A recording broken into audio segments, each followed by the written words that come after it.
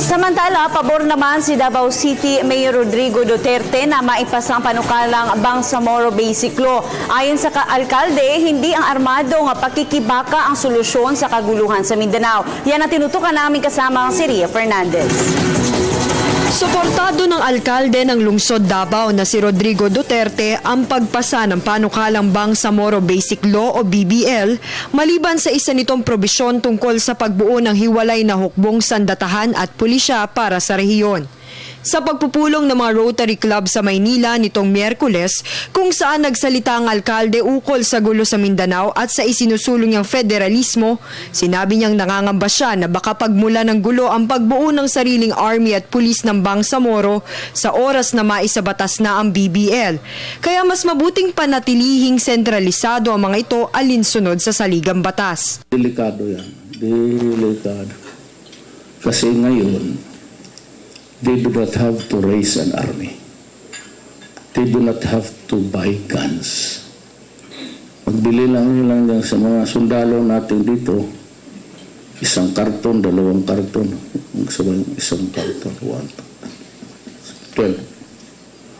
Tapos, sabihin na yung kasama na, ikaw, Davao City, 2 granada.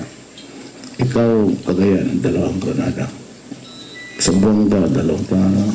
Kinapawan, 2 granada. At exactly 9:30, bitawan ninyo. 12 explosions in one night. What do you think? There will be anarchy and chaos in our country. Naniniwala naman ang alkalde na hindi armadong pakikibaka ang solusyon sa kaguluhan sa Mindanao. We cannot afford the war. We cannot kill our own people.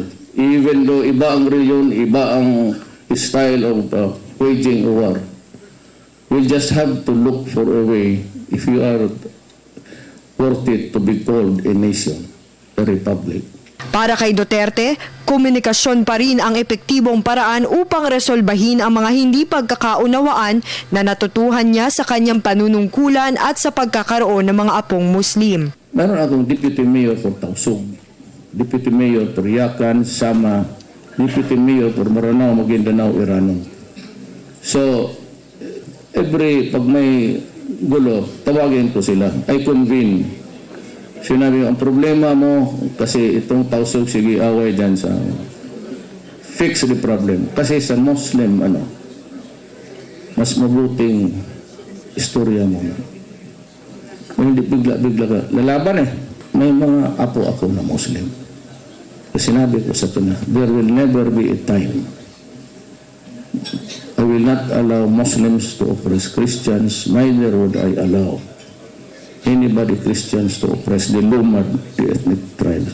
Samantala, nilinaw ni Duterte ang tungkol sa napabalitang pagtakbo niya sa pagkapresidente ngayong darating na pambansang halalan 2016.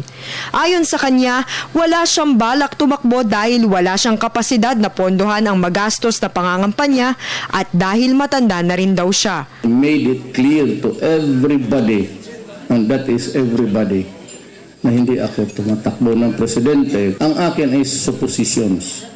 And I said, if I were Poe, if I were Binay, if I were Chis Escudero or Cayetano, then this is what they should do.